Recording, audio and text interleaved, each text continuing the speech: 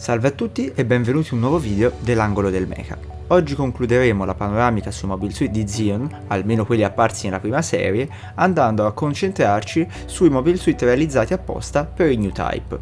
Prima di cominciare vi ricordiamo di iscrivervi al canale se non l'avete già fatto per rimanere aggiornati sulle future uscite e di consultare la playlist Angolo del Mecha se vi siete persi alcuni dei precedenti video sugli altri Mobile Suit di Xeon della prima serie. Prima di cominciare parliamo un attimo dei New Type. Fondamentalmente questo non è il video in cui noi approfondiremo il significato dietro l'evoluzione umana che è passata dagli Old Type ai New Type.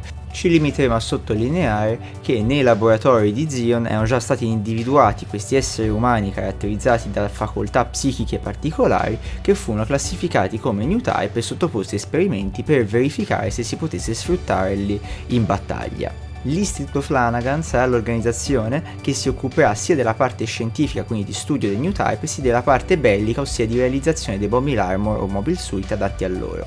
Il primo ad essere realizzato, il prototipo, il MAN-03 Braw.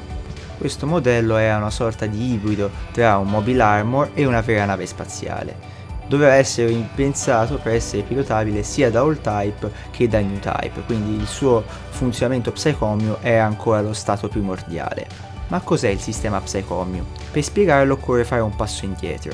L'Istituto Flanagan nelle sue ricerche si accorge che i New Type emettono delle onde cerebrali non solo di natura elettrica, ma delle sorte di psicoonde. Lo Psychommu altro non fa che convertire le psicoonde in segnali elettrici per il computer. Questo significa sostanzialmente che l'equipaggiamento, i motori e comunque tutto ciò che ruota intorno al pilotaggio del Braw può essere comandato col pensiero dal pilota New Type. Nella serie vedremo un solo Braw, pilotato da Shia Bull e da Simus Al-Bakharov, due piloti New Type. Sicuramente il Braw non è famoso per il suo pesante armamento, stiamo infatti parlando di due cannoni a megaparticelle gemelli e due cannoni a megaparticelle a canna singola. La loro caratteristica principale era quella di essere staccabili e collegati via cavo dalla struttura core del modello.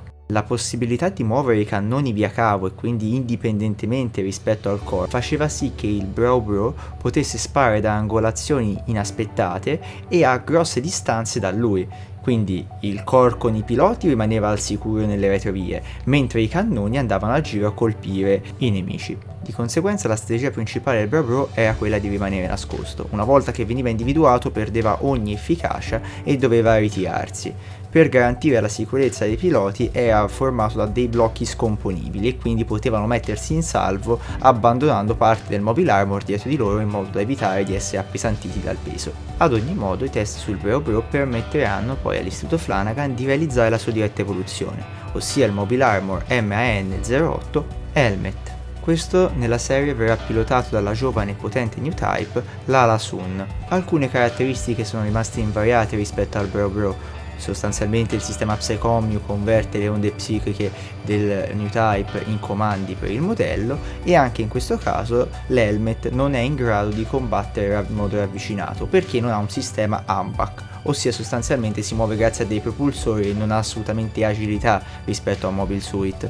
L'unica arma a distanza ravvicinata dell'Helmet sono infatti due cannoni a megaparticelle posti sulla fronte. Questi sono alimentati direttamente dal reattore che gestisce l'intero Mobile Armor e quindi sostanzialmente sparano a munizioni infinite. Ma la vera peculiarità dell'Helmet che lo rende così potente in battaglia sono i bit. I bit sono sostanzialmente dei cannoncini a megaparticelle wireless che possono allontanarsi senza l'ingombro del cavo come era nel Braw e andare a colpire a grossa distanza i nemici che vengono visualizzati dal pilota New Type grazie alle sue facoltà psichiche. Il pilota si concentra su un bersaglio, i cannoni vanno, lo raggiungono, lo abbattono e tornano indietro, senza che il nemico possa fare alcunché. Difatti, nemmeno la presenza di particelle Minovsky ostacola la propagazione delle onde psichiche del pilota New Type e quindi gli avversari sono sostanzialmente indifesi. L'Helmet in particolare è armato con ben 12 di questi bit, questi cannoncini, però per il pilota New Type è un grande sforzo mentale riuscire a gestirli tutti e coordinarli all'attacco, tant'è che mentre lo fa deve essere comunque scortato o protetto da altri Mobile Suit, quindi l'Helmet non è comunque un Mobile Armor risolutivo. Sul finire della guerra di un anno, data anche la concitazione dovuta alle ultime battaglie, il Principato di Xeon si gioca l'ultima carta, un Mobile Suit per New Type, l'MSN 02 Jong. Inizialmente questo era stato progettato per essere un mobile suit di tipo spaziale enorme, alto addirittura 35 metri, proprio perché non erano riusciti a miniaturizzare il sistema Psychommu. In seguito però non faranno in tempo a installargli la parte inferiore e quindi rimarrà senza gambe, con i reattori che compongono sostanzialmente i motori della parte inferiore. Reattori che devono alimentare ben 13 cannoni a megaparticelle di cui il Jong è costituito. 2 sono infatti presenti nel busto, 1 sulla testa e 5 sono in ciascuna delle 2 mani che sono sia manipolatrici ma che possono, come quelle del Golf, sparare, in questo caso colpi a megaparticelle. Come il Bro anche il Jong ha i cannoni, in questo caso le braccia, staccabili e possono allontanarsi dal corpo principale di svariati chilometri grazie anche in questo caso a dei cavi. Questo rendeva il Jong pilotabile anche da piloti non New-Type, anche se in quel caso ne servivano 2, uno nel busto e uno nella testa che era stata pensata anche come capsula di salvataggio, che poteva allontanarsi dal corpo una volta questo troppo danneggiato e continuare a muoversi indipendentemente e addirittura sparare. Nella serie vedremo solo un Jong in azione e in questo caso pilotato dall'asso del Principato di Zion, Shah Aznavour.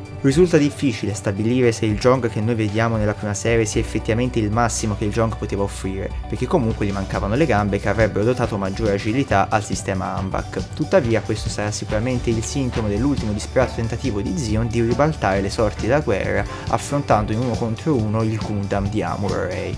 Con questo si conclude questo video e anche questa piccola miniserie incentrata sui mobile suit di Zion.